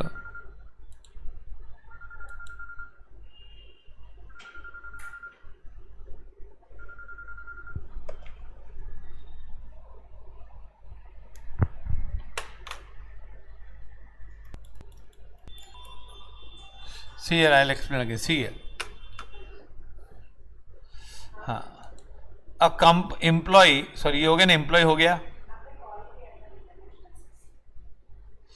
A company formed in England for the purpose of selling tyres. एक company England की थी tyres पे, लेकिन share holder कौन थे? Germany. Germany company virtually held सब shares almost किसके पास थे? Entire share capital of the English company. तो था इंग्लिश का, लेकिन कंट्रोल किसका था? जर्मन का था. ठीक है, चल रहा था, कोई प्रॉब्लम नहीं है. All the directors were German residents.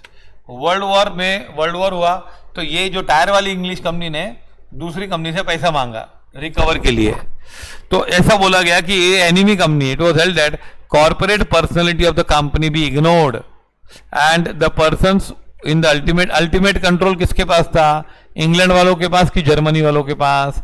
Of course Germany वालों के पास. तो since the person controlling the company was the enemies, the suit was not maintainable. The company recovering the डेप्ट was considered as German company though it was formed in England. आया समझ में कि नहीं?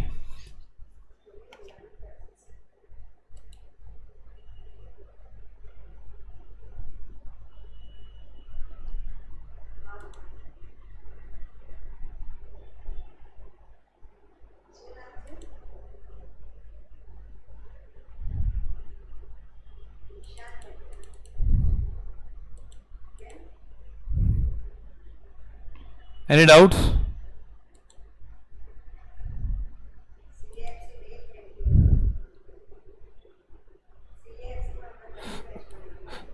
फ्रॉड कोई आदमी ही करता है, लेकिन हम ऐसा नहीं बोल सकते कंपनी ने नहीं किया. We can not make that, we can not give blanket clean chit to the company.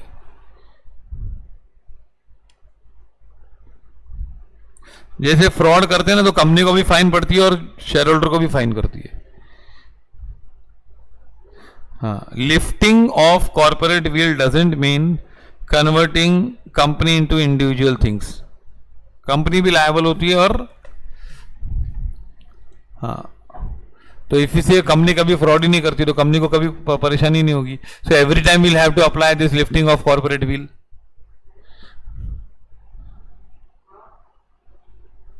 ऐसा नहीं कर सकते ना. Check avoidance,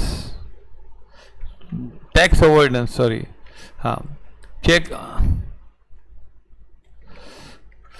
workman employed in associated rubber industries versus associated rubber industries limited. Workmen in ARI versus ARI. As per the Bonus Act, payment on the basis of payment of bonus was profit earned. Bonus was paid on the profit. A company was actually earning huge profit. The company incorporated a subsidiary company and transferred some valuable investment to it. Company ने क्या किया? एक investment transfer कर दिया subsidiary को. The subsidiary company did no business and had no assets. Looking for the purpose of formation, the court lifted the corporate wheel. It was held that subsidiary was formed merely for the purpose of reducing the liability of bonus. क्या करते थे लोग? एक company में बहुत profit थी तो bonus बहुत देना पड़ता था, तो लोगों ने क्या किया? दे फॉर्म्ड अनदर कंपनी, सब प्रॉफिट उधर ट्रांसफर कर दी और बोला हमारे पास कुछ प्रॉफिट नहीं है. समझा? तो कोर्ट ने बोला ऐसा नहीं है, ये दोनों कंपनी एक ही है. Because the main purpose of transferring the property and the main person of forming the subsidiary was to transfer the profits and avoid the bonus payable. Therefore, profits earned by the subsidiary were held to be the profits of holding company.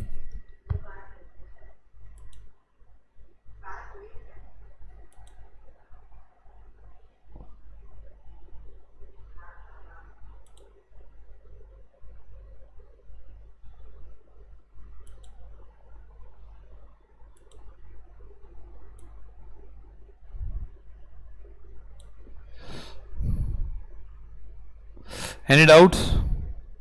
Doubt है तो पूछ लो इसमें.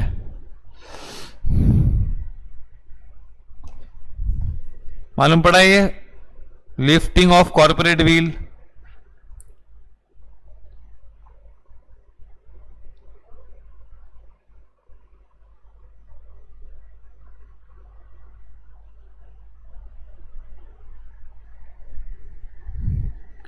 Citizenship under the Citizenship Act is only to individual. Therefore, company is a artificial person, but it is not a citizen. तो ये part 1 खत्म हुआ. सबको मालूम पड़ा है यहां तक?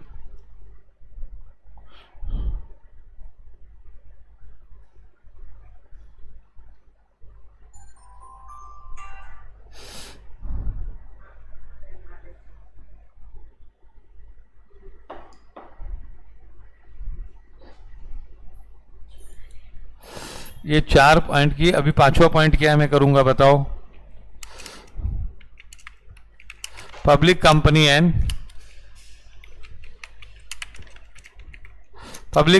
Private company. Then classification of company on the basis of liability. ये अलग अलग टाइप की कंपनियां पढ़ेंगे अभी. और क्या? हाँ, पर और कुछ है इसमें. What define private company? Private company means a company which has a minimum paid up capital as may prescribed and which by articles. Private company में 3 बातें होती है. क्या? Restrict transfer of shares. There is no prohibition. Limits the number of members to 200 except in case of one person company. Okay, while computing the numbers following shall be excluded: persons in employment, and prohibits invitation to the public to subscribe for securities of the company. 3 restriction होते ही. एक, shares are not restricts. articles में ना ये 3 clause होते हैं. what? restricting transfer of shares, limiting the number of members to 200 and 200 member के ऊपर नहीं होते उसमें, and prohibiting an invitation to the public to subscribe for securities of the company. मतलब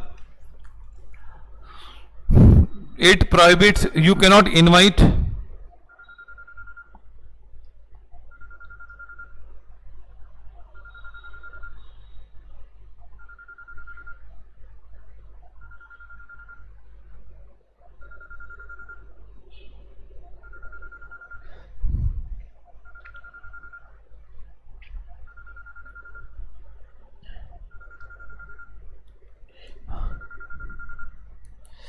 you cannot invite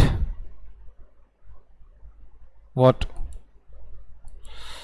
You cannot invite people to public को नहीं बोल सकते हो कि हमारे शेयर्स खरीदो. अपने आदमी को प्राइवेट प्लेसमेंट कर सकते हो. तो you cannot sell shares to public. You cannot, you should have restriction on transfer of shares and you are limiting the number of members to 200. ये बातें समझ में आई तीनों? Except in case of one, while the number of computing persons who are in employment of the company and persons who have been formerly in the employment of the company and were members of the company while in employment. देखो, जो लोग employment में और shares है उनको नहीं गिनने का, और जो शेयर होल्डर्स पहले एम्प्लॉय थे उनको शेयर्स दिए गए थे उनको नहीं गिनने का. मतलब people who are current employed and holding share holders and previously employed and having shares, उनको नहीं गिनने का 200 में. तो 3 restrictions.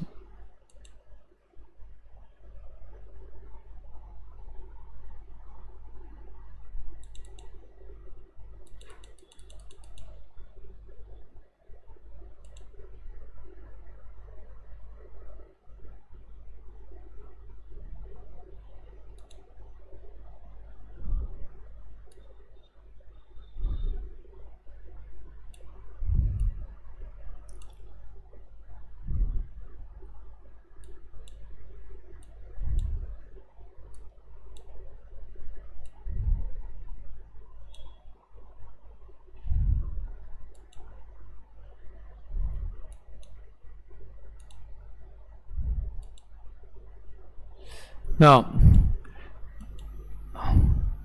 the articles of a private company must contain the following three restrictions. The right to transfer the shares shall be restricted. The articles of a private company must provide restrictions on transferability of shares. However, the articles cannot impose prohibition on shares. मतलब the right to transfer shares shall be restricted. The article must provide restrictions. However, the articles cannot impose prohibition. मैंने बताया था ना, ban नहीं कर सकते हैं, लेकिन रेस्ट्रिक्शन है. रेस्ट्रिक्शन कैसे होते हैं कि भाई अगर तुझे शेयर्स बेचने हैं तो तू आपस में जो हमारे शेयर होल्डर उनको ऑफर करेगा, या you will offer only to family members, और you will offer to certain person only, you will not offer to so and so person. तो शेयर्स ट्रांसफर होंगे लेकिन रेस्ट्रिक्शंस होते हैं. कुछ भी प्रकार के रेस्ट्रिक्शंस डाल सकते हैं लोग आपस में एग्री करके. The number of members shall be limited to. Joint holders shall be counted as one member only. Employees of the company who became members by virtue of employment shall not be counted. जो लोग member बने employment के कारण, such members will be who became members due to employment shall not be counted, even if they have on the date ceased to be the employee of the company. मतलब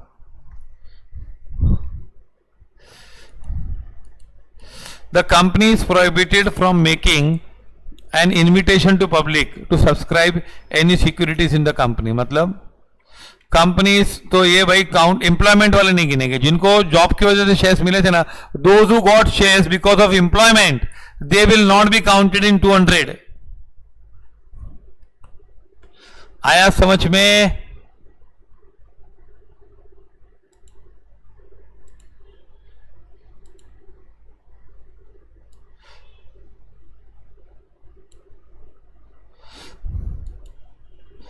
हाँ, ये देखो, in a private company limited it was discovered that there were in fact 204 members.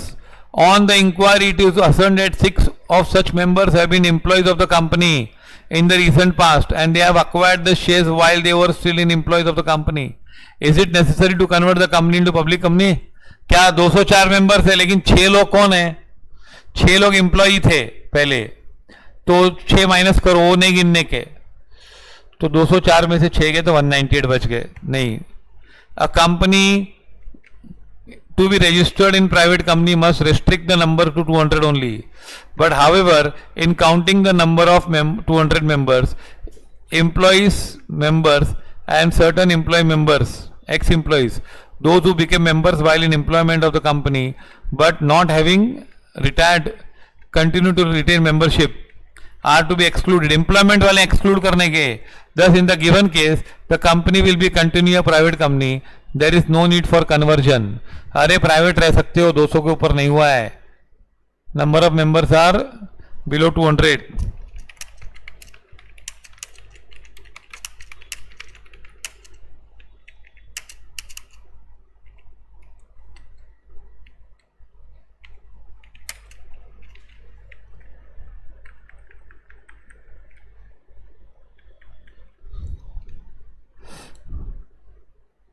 BS and Company, a registered public company. The shareholding pattern of the company is as under. A must example. Directors and relatives 36. Employees 18. Ex-employees 9. 6 couples jointly shares 12. 6 into 2. Other members 156. बताओ. Total 231. The board of directors of the company proposes to convert into its private, convert it into a public company होना चाहिए. Private नहीं, private तो है ही already यार. Sorry, public है. हाँ, नहीं पब्लिक है, इसको प्राइवेट में कन्वर्ट करना है तो कर सकते हैं. प्राइवेट में कन्वर्ट कैसे मालूम है? 231 है ना, उसमें से ये 6 गिनने का, तो 6 निकाल दो तो 225 हो गया, और ये भी निकाल दो और ये भी निकाल दो तो 198 हो गया. देखो है ना. So they can convert into private. A public company may be converted into private limited only if the number of members is 200, excluding person in employment, person who became members in the course of employment. Further, if two or more members hold shares in a jointly, they will be treated as a single member. तो क्या होगा 231 में से क्या करने का, यहाँ देखो डायरेक्टर्स को लिया 36, जॉइंट होल्डर को लिया 6 और अदर्स को लिया 156, तो टोटल कितना हुआ 198. Thus the number of members have not exceeded 200. Therefore, BSN company can be converted into a private company. Follow this?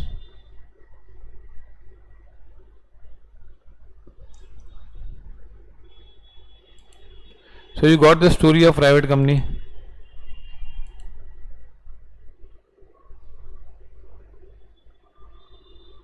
हाँ, joint owners will be 6.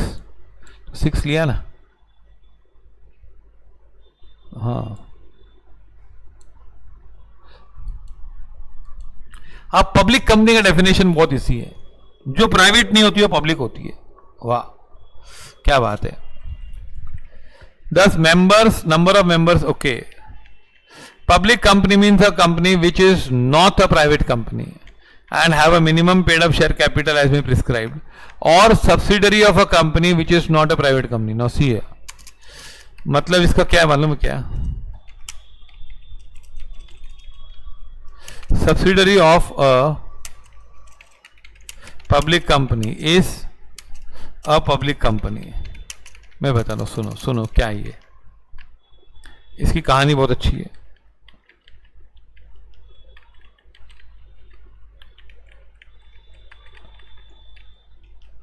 Subsidiary company उसके जिसमें उसके शेयर्स ज़्यादा होते हैं.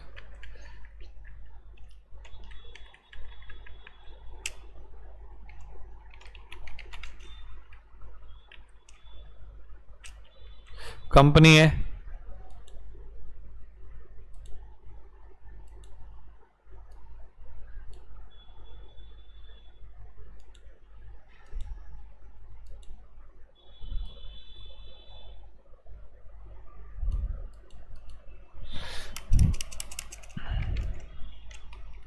प्राइवेट कंपनी होती है, और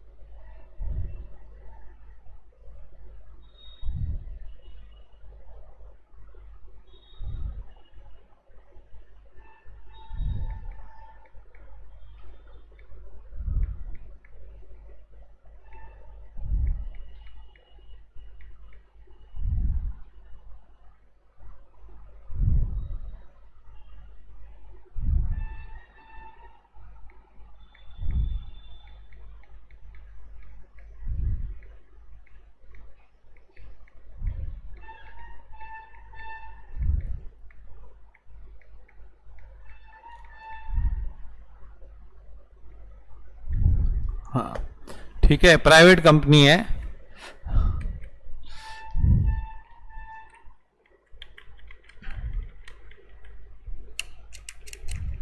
ये डायग्राम ड्रॉ करना.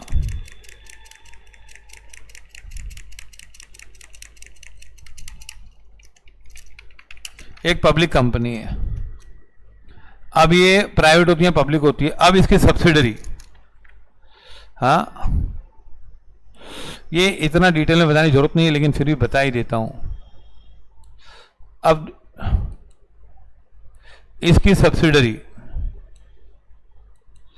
और इसकी सब्सिडरी भी, इन लोग की सब्सिडरी मतलब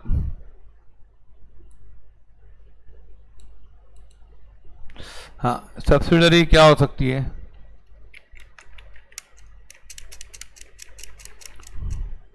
प्राइवेट कंपनी है इसकी सब्सिडरी.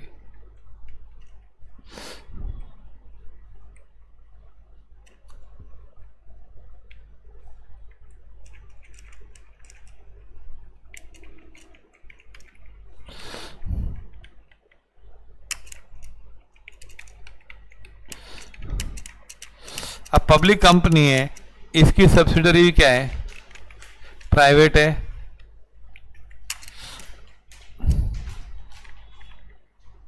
सब्सिडरी कुछ भी हो सकती है, प्राइवेट भी हो सकती है, पब्लिक भी हो सकती है ना, सब्सिडरी अलग कंपनी होती है। समझा ये स्टोरी? पहले समझा मैंने क्या लिखा है, एक कंपनी प्राइवेट हो सकती है, पब्लिक हो सकती है, अब उसकी सब्सिडरी क्या हो सकती है? हाँ, उसकी subsidiary may be A private, may be a public.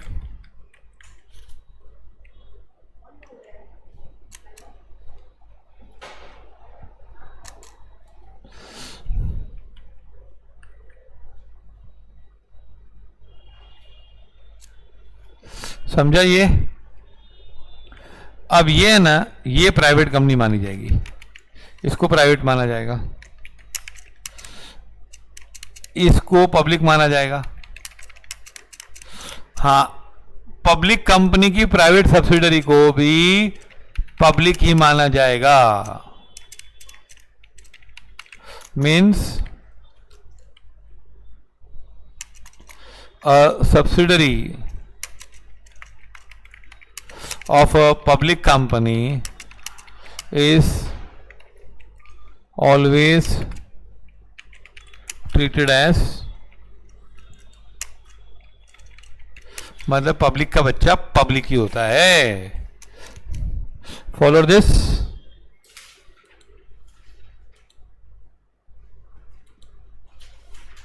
आया समझ में?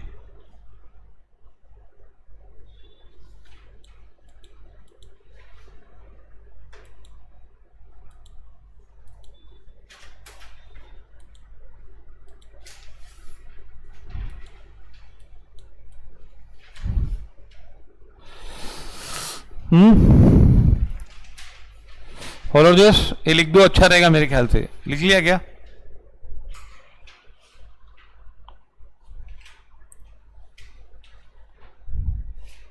यार तुम लोग को इसमें लोग को डाउट ही नहीं है, तुम लोग ये बहुत टफ है बोल रहे थे, सबसे इजी तो यही लग रहा है तुम लोग को।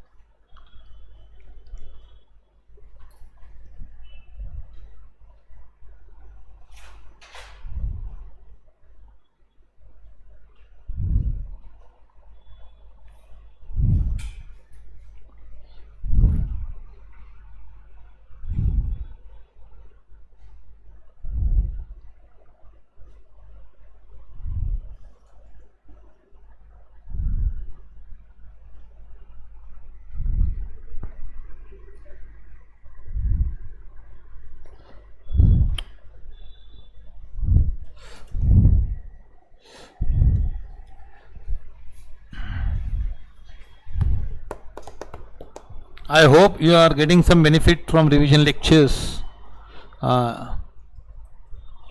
अभी कौन सा टेस्ट है तुम लोग का आगे?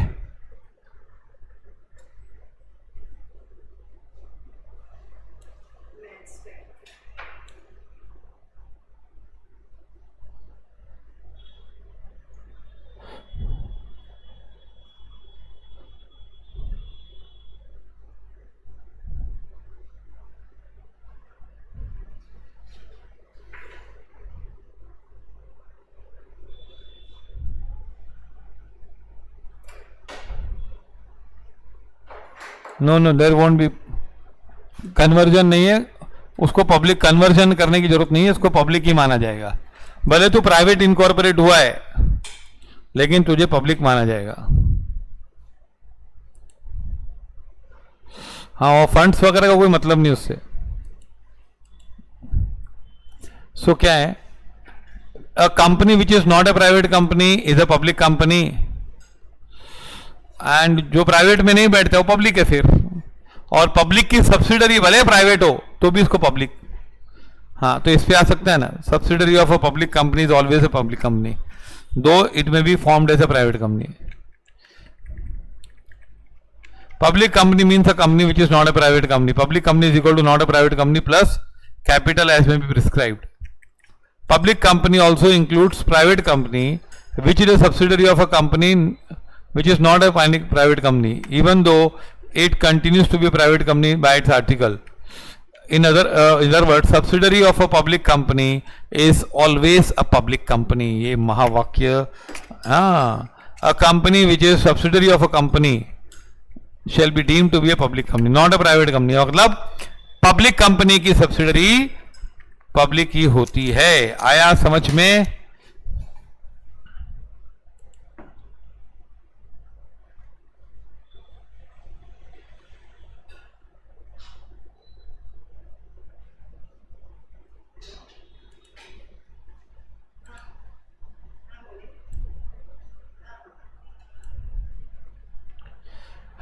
अभी कौन सा एग्जाम है तुम लोग इसके बाद?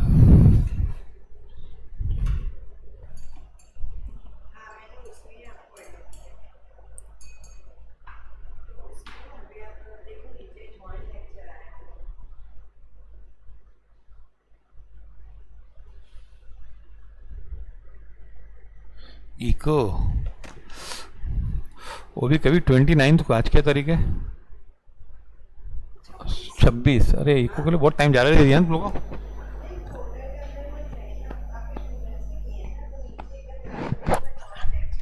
नाउ 1 पर्सन कंपनी के 17 पॉइंट है.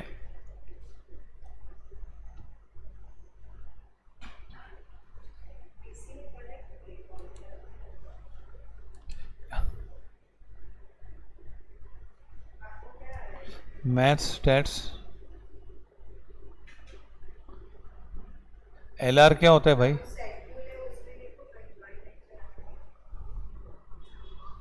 स्टैट्स का होगा ना कल.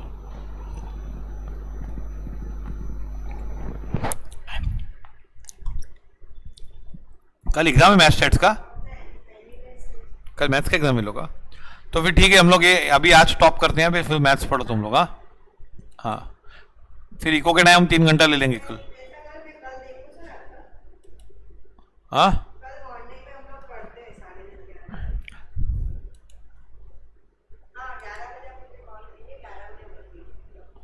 Private company whose subsidiary is a public, then liability of members will be limited. Private में भी लिमिटेड होती है. In private company also liability is limited. You are under the impression that in private company liability is unlimited. It is not so. Private company also has limited liability. हाँ, private limited, उसका तो नाम ही limited है भाई. हाँ ठीक है. Maths का लेक्चर है कल तुम लोगों को. मैथ्स है.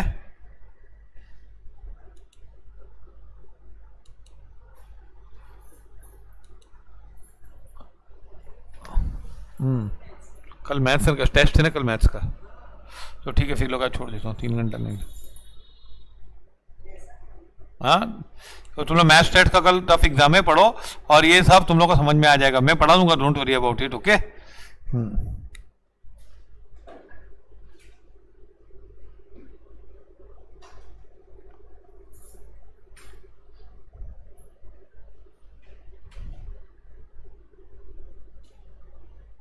Okay, will and here.